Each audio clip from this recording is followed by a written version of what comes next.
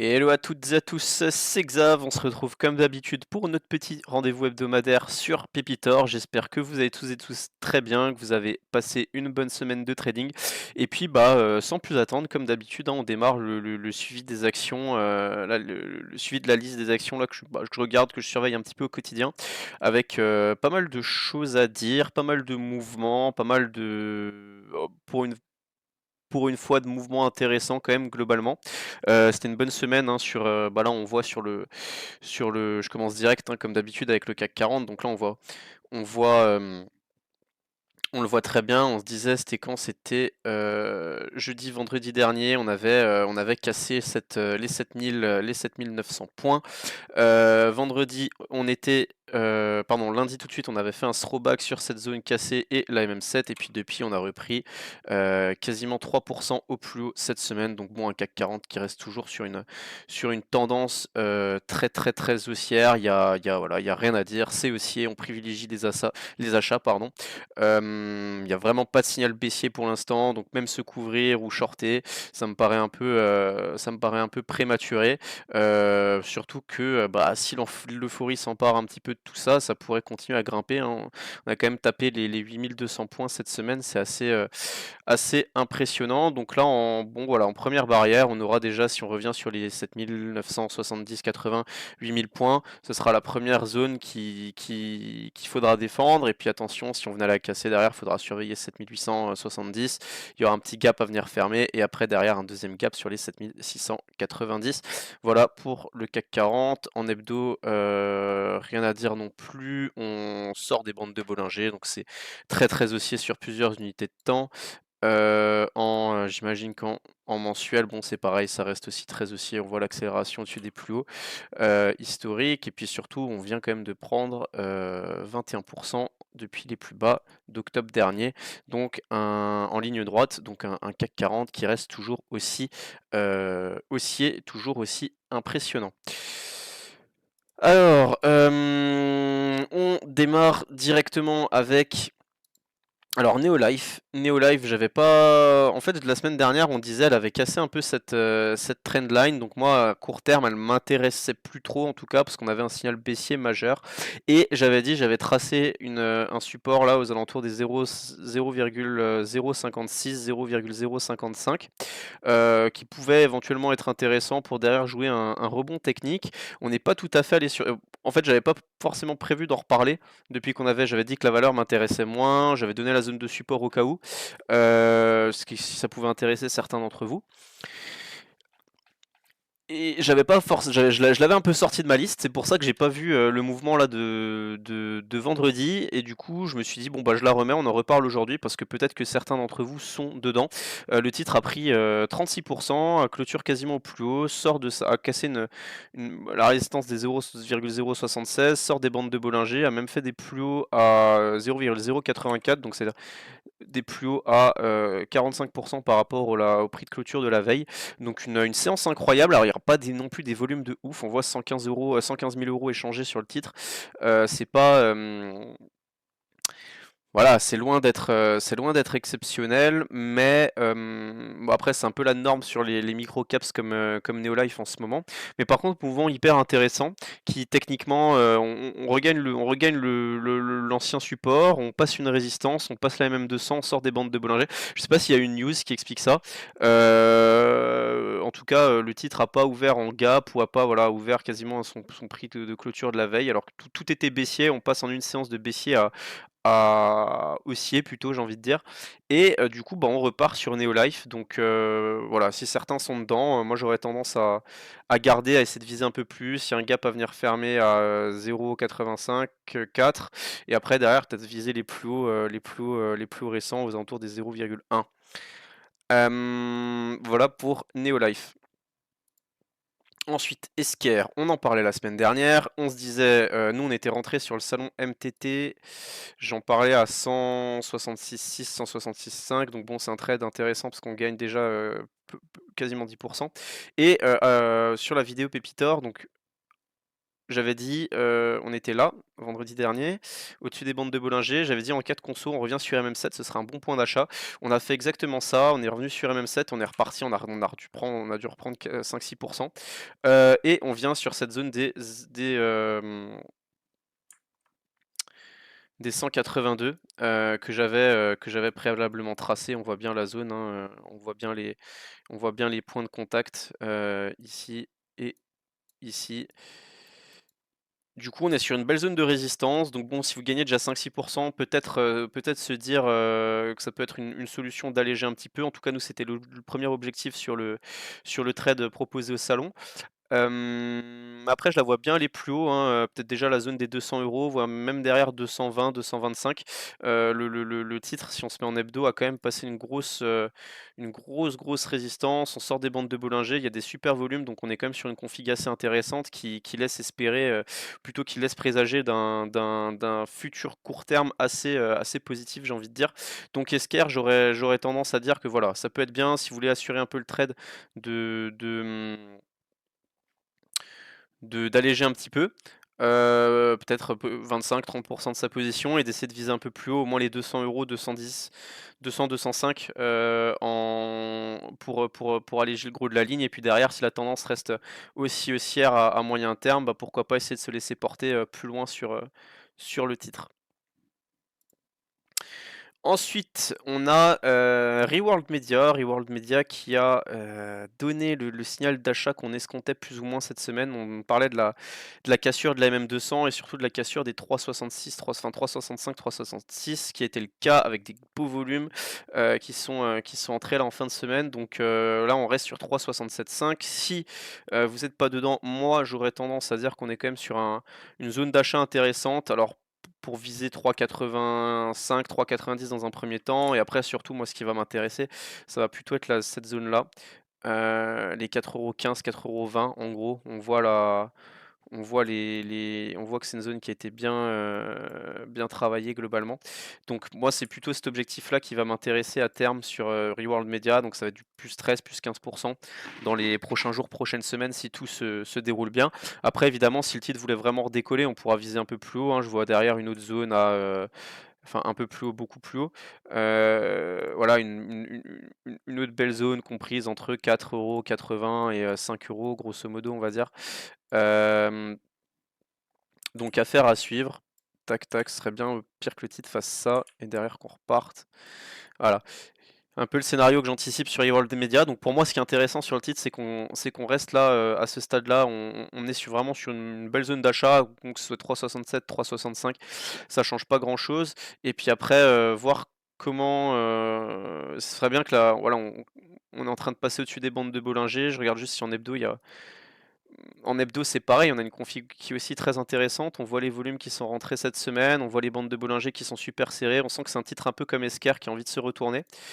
Euh, voilà, derrière, moi j'aurais tendance à rentrer à ce prix-là. D'ailleurs, c'est quelque chose que je vais probablement faire lundi. Et derrière, je vais accompagner avec un stop suiveur un petit peu juste en dessous de la MM7.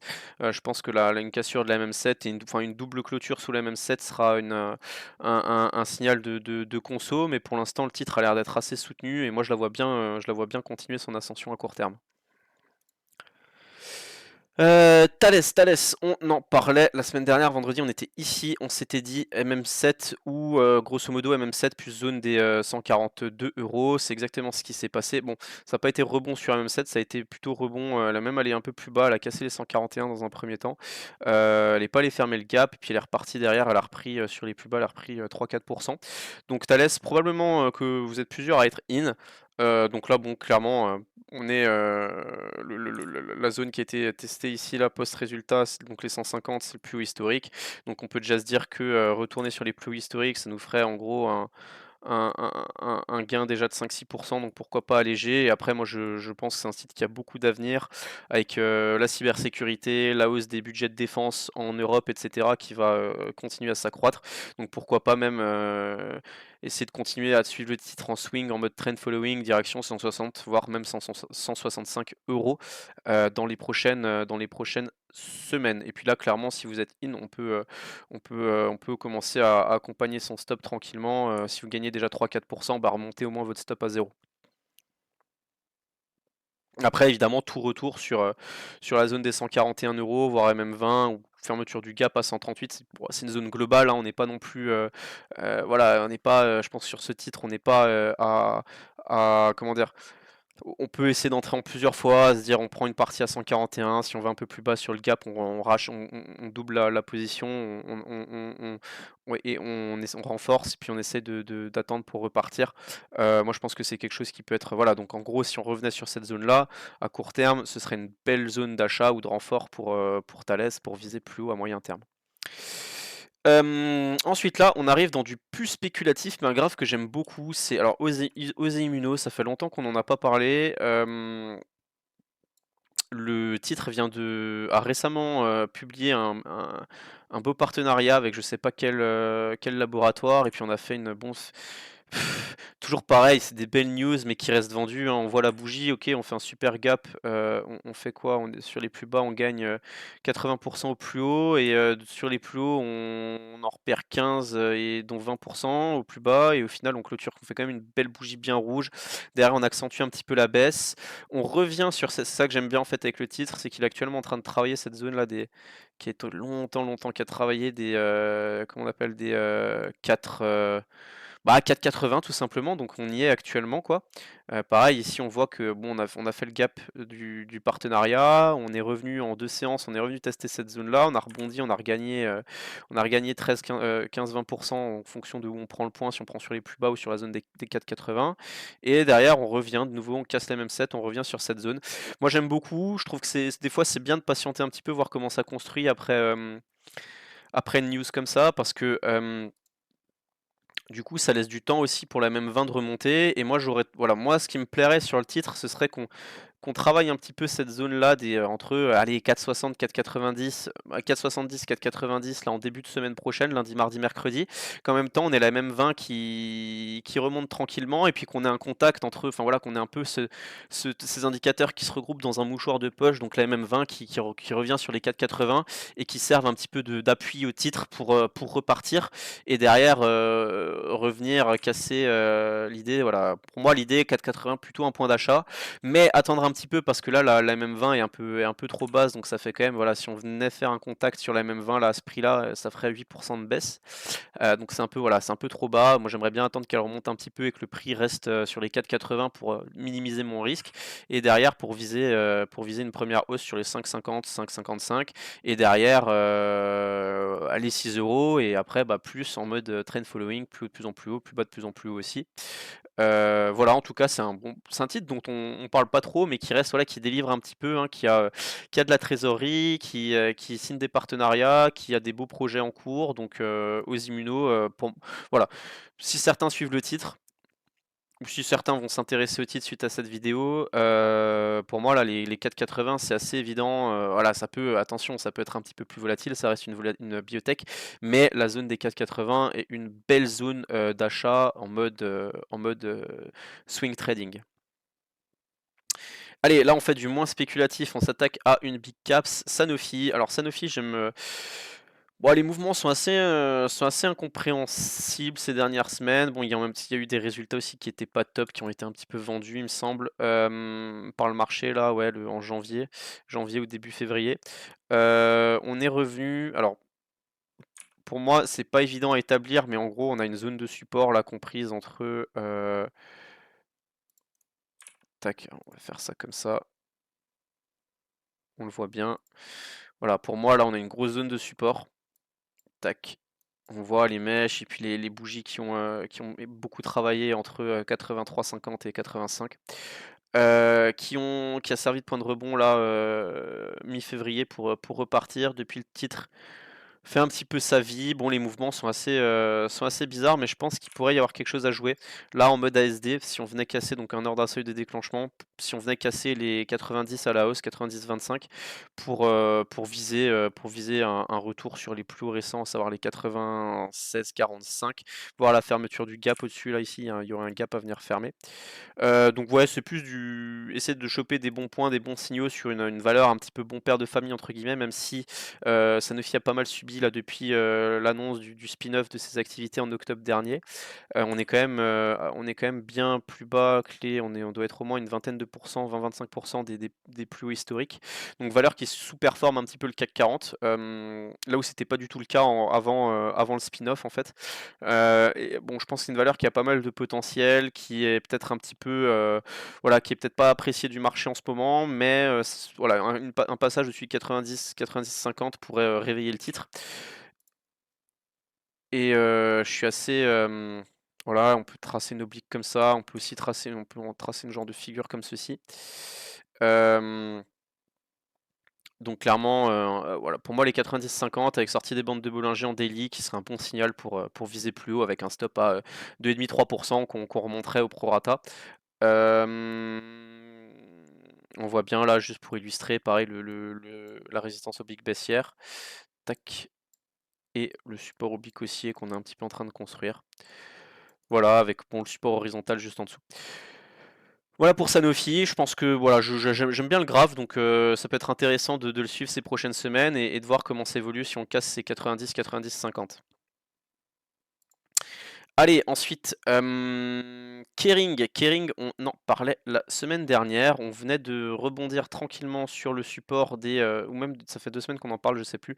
On venait de rebondir tranquillement sur le support des 410 €. On revient, on a testé là jeudi, on a fait une vilaine bougie, hein, qui a été, avec une mèche bien haute et au final on clôture au plus bas. On a retesté la résistance des 430. Bon, moi, j'aime bien le graphe. Je pense que, bon, voilà, là, si on arrivait à casser les 430, on aurait un vrai changement de dynamique sur le titre moyen terme.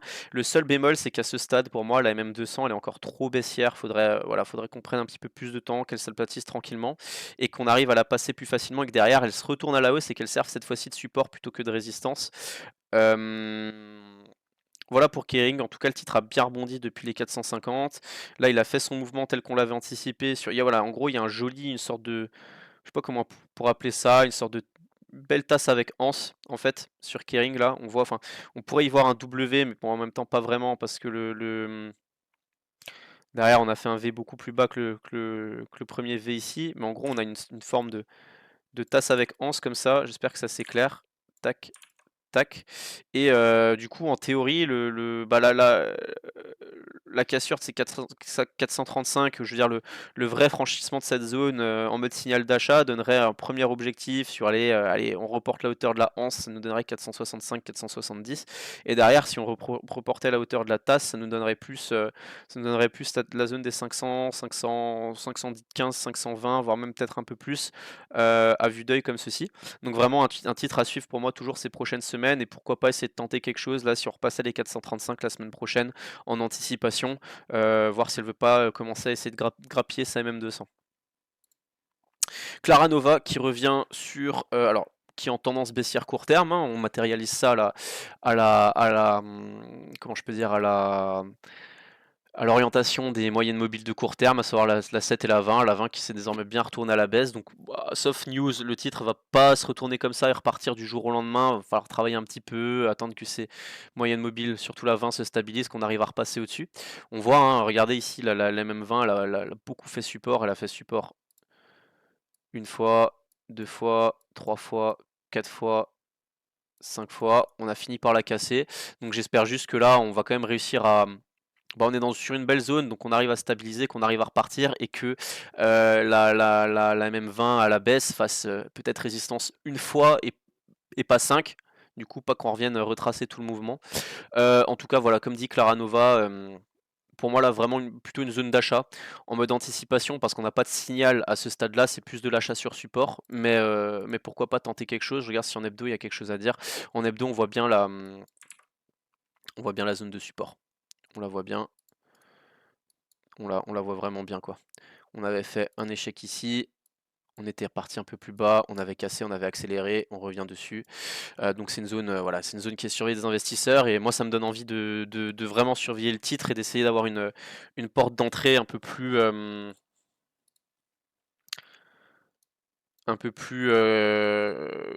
comment je peux dire? Un peu plus évidente. Donc ce serait bien qu'on ait le titre qui stabilise sur cette zone-là entre 225 et 230, qu'on ait les moyennes mobiles qui reviennent dans cette zone-là, qui s'aplatissent et que derrière on a un signal avec un passage en force des 235 et là on aurait vraiment un signal de retournement sur le titre. Bon, Morel et Prom, ça faisait un moment qu'on était acheteur là sur les 4,95, 5 euros. Même on avait un signal d'achat au-dessus des 5,10, 5,15. Pour viser, on se disait les 5,50, 5,55, on est dessus. Donc si vous êtes... Bon là, c'est un peu compliqué d'acheter à ce stade-là, mais si vous avez suivi les entre guillemets, recommandations ou idées des dernières semaines, théoriquement, bah, on est sur l'objectif, donc on peut commencer à alléger. Et derrière, on visera un peu plus haut pour pour un deuxième allègement, 5,75, 5,80. Et puis derrière, l'idée, ce sera de se laisser porter plus haut sur le reste de la ligne. En tout cas, on voit que la MM200 a vraiment fait office de support. Et c'est de très bon augure pour une belle relance et un peu en mode trend following, hein, repartir sur les plus hauts, les casser, parce que bah, plus haut de plus en plus haut, et plus bas de plus en plus bas aussi. De plus en plus haut aussi, pardon. LVMH qui a cassé l'oblique qu'on avait tracé, qui est, bon, c'est très positif, on voit l'oblique avait fait résistance, bon, on la voit bien, je vais zoomer un peu là pour que ce soit encore plus évident, pour que les graphes soient vraiment très clairs. Une fois, un contact, deux contacts, trois contacts, quatre contacts ici, là, tac.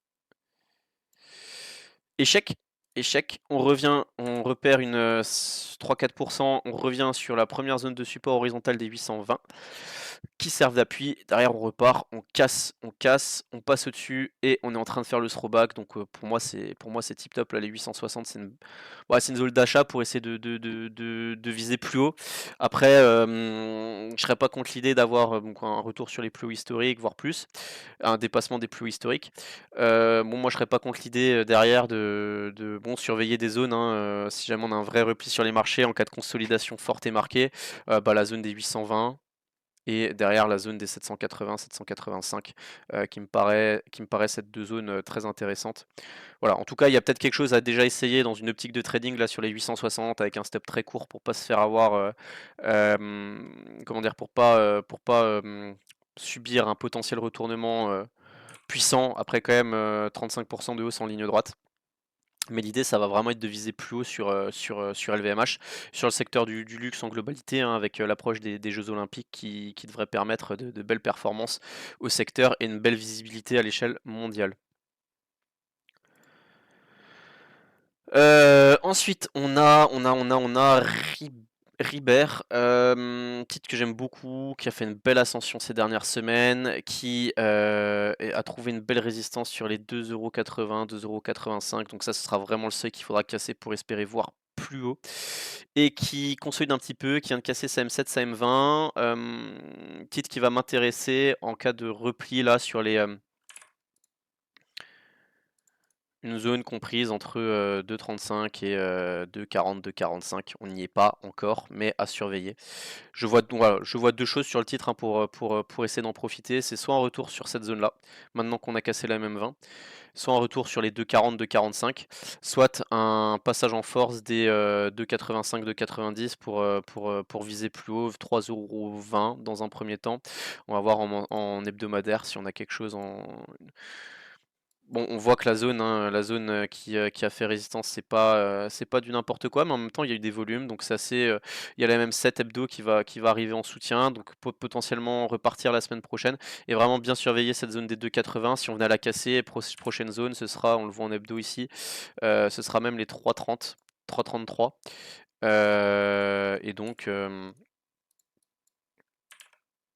Et donc, c'est ce qu'on va viser.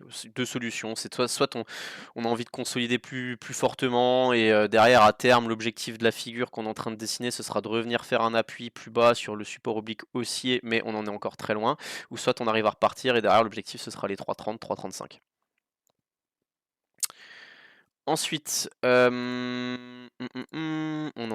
Valbiotis. Valbiotis a fait quelque chose de très très propre cette semaine que je juge assez positif pour les jours, semaines à venir, enfin à court terme en tout cas. C'est qu'elle est venue dans des volumes assez faibles, donc carnet d'ordre assez creux. Elle est venue fermer son cap qui était ouvert depuis très longtemps sous la résistance, sous le support pardon des 3,90. On voit un support qui était très marqué. On voit en plusieurs points, énormément de points de contact, donc plus vous avez points de contact, plus c'est que la zone est fiable. Et qui est en même temps vient fermer son gap et en même temps remonte et en gros clôture sur sa résistance, donc très positif. On a enfin fermé ce gap, donc c'est ça de psychologique en moins, c'est ça comme un point psychologique baissier, j'ai envie de dire, en moins. Et là l'idée, plutôt acheteur sur cette zone là pour viser 4,30 € dans un premier temps, et si on cassait on aura les 4,50 et derrière on se laisserait un petit peu porter en remontant tranquillement son stop. En tout cas pareil, c'est de l'anticipation à ce niveau, mais en tout cas on a un très joli support avec je sais pas 7-8 points de contact assez facilement identifiables sur l'année et l'année et demie passée. Ensuite, Sartorius, elle a fait son breakout, on se laisse porter, on approche tranquillement de l'objectif des 2,85. Bon, on parlait beaucoup de ce breakout ces dernières semaines. Premier objectif, je rappelle, 2,85, deuxième objectif 300, 310, donc rien à dire, on se laisse porter, on remonte son stop au prorata tranquillement, pour pas se le faire taper trop bêtement. Vallourec qui a donné, alors, belle news sur Vallourec cette semaine avec, je sais plus enfin en gros, comment ArcelorMittal qui a annoncé le rachat, je crois que du 25 ou 26% du capital, qui était détenu par un fonds d'investissement qui n'avait pas vocation à rester, qui avait apporté son énergie, sa puissance dans la restructuration de Vallourec et qui revend ses parts désormais en plus-value à Arcelor, donc une news qui a été appréciée par le marché, hein, parce que ça veut dire que voilà, le titre d'un point de vue fondamental repart, se reprend, les derniers trimestres, les derniers résultats étaient excellents, donc on a vraiment un titre qui est en pleine recovery, qui va être accompagné par un actionnaire majoritaire de type industriel et plus simplement financier, donc qui va avoir un vrai intérêt à ce que, qui va vraiment pouvoir aider Vallourec à se développer, etc. Alors, du coup, sur cette news, on voit que déjà avant cette news, on était vraiment en train de commencer à passer, à grappiller encore un petit peu plus cette résistance des 14,70, 15 €. On a eu la news, donc on a fait une bougie on était à un peu plus de 10% au plus haut. Au final, on a clôturé à plus 7,35. Bon, on consolide un petit peu depuis. C'est Vallourec, hein, c'est toujours assez volatile. C'est souvent qu'il y a des mèches. C'est assez, voilà. À la limite, ce serait hyper propre qu'on revienne tout de suite début de semaine prochaine, fermer le gap qu'on a laissé ouvert, histoire de pas avoir un gap sous les pieds, qu'en même temps on s'appuie sur cette zone de la même 7 et derrière qu'on reparte en mode, on va le voir en hebdo, mais en mode vraie sortie enfin avec des beaux volumes, au-dessus de M7, au-dessus de M20, on est au-dessus de la bande de Bollinger Sub qui est en train de s'ouvrir à la hausse. Donc là, pour moi, on a un vrai signal d'achat moyen terme pour viser un retour sur les 19-20 € sur le titre. Donc on voit une vraie cassure de figure, ça faisait des semaines et des semaines et des semaines que je vous en parlais. Voilà, donc pour moi, Vallourec, enfin personnellement, j'en ai pas mal en portefeuille.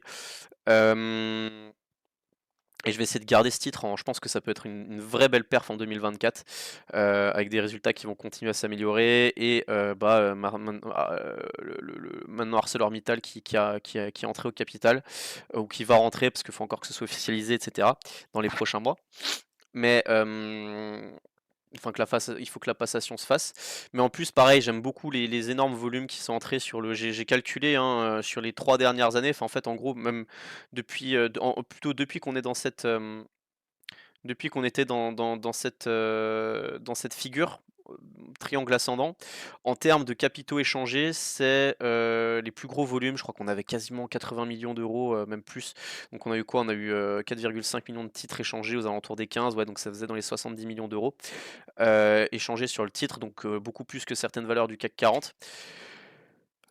Voilà, donc on voit encore 25 millions vendredi, donc beaucoup de volume, beaucoup d'intérêt sur le titre, très beau graphique, donc pour moi Vallourec, voilà, Vallourec c'est peut-être la recovery et c'est vraiment un titre que j'ai envie de garder en mode, que je vois vraiment repartir en 2024 et que je vais essayer de garder vraiment en mode trend following, assez long terme. Après on sait jamais, on est voilà, des fois on peut avoir un coup de blues un jour et se dire: «Bon, bah, le titre perd 10, purée, faudrait que j'allège un petit peu», mais en tout cas, dans l'idée, c'est vraiment un titre sur lequel je crois, pour les prochains mois, les prochaines années, au vu des travaux qui ont été réalisés ces 3 dernières années sur la restructuration et cetera. Et le fait que maintenant il y a un actionnaire, industriel qui prenne un petit peu la main sur le titre, ça me réconforte un petit peu dans cette idée que, bah, du coup, que Vallourec a vraiment fini sa période de purge et vraiment, bah, voilà, il va repartir, comme la belle valeur qu'elle fut, qu'elle eût été fut un temps et ouh là, je sais pas si c'est très français ce que j'ai dit, bref. Bon, clairement, voilà, Vallourec, beaucoup d'éléments positifs, mais en même temps, ça fait un sacré long moment qu'on en parlait. Fermental, bon, pas grand-chose à dire depuis la semaine dernière. Elle a rebondi là sur la zone, elle a pris une vingtaine de pourcents cette bah là si, elle a pris 20 quand même, ouais, cette semaine sur la zone qu'on avait identifiée sur les 0,53-0,55. On casse la MM20 qui est baissière, donc bon, je la vois pas continuer fortement là comme ça d'un coup. Faudra attendre qu'on travaille tranquillement, qu'on se mette dans des bonnes conditions techniques pour espérer un rebond encore plus puissant. En tout cas, c'est déjà positif et puis bravo, on revient sur une belle zone de résistance. En plus, les 0,65, hein, on voit hein, plusieurs mèches, plusieurs points qui ont tapé cette zone-là. Donc, à suivre, toujours à suivre. Bravo si vous avez réussi à prendre le rebond, mais en tout cas, moi, je ne serais pas acheteur sur cette zone-là. Je préférerais attendre encore un retour éventuel sur ces 0,53 avec une amélioration des indicateurs techniques que je suis. SO, quel swing! On aimerait voir des mouvements comme ça plus souvent sur les valeurs, françaises, depuis la sortie depuis la cassure des 55, elle a quand même pris, 60 en ligne droite là au plus haut cette semaine. Alors SO, j'en ai encore un petit peu en portefeuille, mais je vais probablement, j'ai un petit peu allégé. J'en avais un petit peu, j'avais acheté là, quelques titres dans la mais pas vraiment pas grand chose, une petite ligne, hein, parce que j'étais pas serein après la hausse qu'elle venait déjà de faire. En tout cas, elle est venue chercher l'objectif qu'on s'était donné, en mensuel, il me semble, si je dis pas de bêtises. C'est quoi ça? C'était le graphique. Hem, en ajusté du dividende, en tout cas, on voit que, bah, le titre est venu, voilà, les 90 € sont une grosse résistance, donc c'est pas étonnant à mon sens qu'il commence à y avoir des ventes. Après, la tendance reste extrêmement haussière, que ce soit en daily, en hebdo, en mensuel. Donc à voir si c'est des prises de bénéfices court terme, qu'on va aller un petit peu plus bas et qu'on arrive à repartir, sur ces unités de temps pour valider une belle bougie mensuelle. Ou si au contraire on a vraiment atteint un gros seuil et que le titre, un petit peu à l'image de Morel et Prom, va avoir besoin de consolider plus fortement. Donc affaire à suivre. Moi je pense que, on aura une indication si on arrive à rebondir sur la même 7 tout de suite début de semaine prochaine, qu'on revienne sur les 90 € et à mon avis si on fait un nouvel échec sur les 90 €, surtout vu les beaux volumes quand même qui rentrent ces derniers temps, si on fait un nouvel échec sur les 90 €, d'un point de vue technique, ça voudra quand même dire que, c'est peut-être pas tout de suite qu'on va réussir à les passer ces 90 et qu'il va y avoir besoin de souffler un peu. Donc en théorie, si vous avez des titres et que vous êtes en belle plus-value, pourquoi pas au moins alléger. TME Pharma qui fait son rebond depuis les 0,22, bon ça bon forcément c'est un titre assez, c'est une toute petite small caps, très spéculative. Bah, le scénario, à mon sens maintenant, vu l'orientation des M7 et des M20 qui sont quand même c'est moins évident pour moi de trader, avec ces indicateurs, aujourd'hui par rapport à comment ils étaient orientés, mi-février. Donc je vois plus le titre je le vois plus sous une forme de range avec, bah, une résistance sur les 0,39-0,40, un support sur les, 0,22, donc ça fait un bon on va peut-être dire 0,25. Bon, c'est une micro caps hyper spéculative, donc c'est pas étonnant d'avoir, un gap de 80-100 entre la grosse résistance et le gros support. Voilà, donc c'est un titre qui va m'intéresser soit en cas de retour sur les 0,22, enfin qui va me réintéresser en cas de retour sur les 0,22-0,25, soit en cas de cassure des 0,39, 0,40 pour derrière viser, on se disait les 0,60 voire plus. Ce qui reste intéressant, c'est qu'il y a quand même des gros volumes, des gros volumes qui continuent d'être échangés. C'est un titre qui valorise, je crois, 6 ou 7 millions au cours actuel de capitalisation boursière. Il y a quand même 530 000 euros qui ont été échangés encore vendredi là. On doit être à 400 000 jeudi, 450 000 mercredi. Il y a quand même, voilà, il y a quand même beaucoup de volume d'argent qui tourne. On sent que ça spécule pas mal et en cas de bonne news, bah ça pourrait faire boom. Donc bon, un titre toujours à suivre malgré la dégradation de la tendance technique ces 2 dernières semaines. Et je termine avec Metavisio sur lequel, titre que je continue à suivre parce que, bah, volume intéressant, pareil, un petit peu dans le même titre que TME Pharma, hein, beaucoup de volume pour une voilà, depuis 2-3 mois par rapport à ce qui a pu être, par rapport à ce qui se faisait, dans le passé et bon, pas grand-chose, voilà, pas grand-chose à dire. On est dans une figure, en mode, triangle ascendant. Moi, je serais acheteur, là, si on revenait sur les 1,12 €, 1,13 € ou même 200 et derrière, si on vient sur cette zone-là, l'idée, ce serait de faire support pour repartir, direction les 1,55 €. Donc c'est un petit peu l'idée, sur le titre, ce sera plus un achat en cas de retour sur un 1,12, un 15 et derrière pour viser, une hausse d'une trentaine de pourcents. Voilà, voilà, ce sera tout pour cette semaine. Comme d'habitude, j'espère que la vidéo vous aura plu. N'hésitez pas à lâcher un petit like, un petit commentaire, ça fait toujours plaisir et pour moi et pour le référencement de la chaîne, hein, parce que c'est quand même du boulot. Et je pense qu'on mériterait un petit peu plus de visibilité au vu de la qualité du travail, sans vouloir me jeter des fleurs ou quoi, hein, ça reste du boulot, hein, passer du temps à analyser tout ça, créer une expertise et cetera avec, maintenant ça fait quand même plus de 2 ans, que je fais ça tous les jours, enfin tous les jours, toutes les semaines, je parle des vidéos évidemment. Donc on est toujours un peu en recherche de visibilité et cetera, donc bah, n'hésitez pas à lâcher un petit commentaire, un petit like, ça fait toujours plaisir. Merci à tous, d'être toujours présents. Je vous souhaite un excellent week-end et je vous dis à la semaine prochaine sur Pépitor. Ciao, ciao, c'était Xav.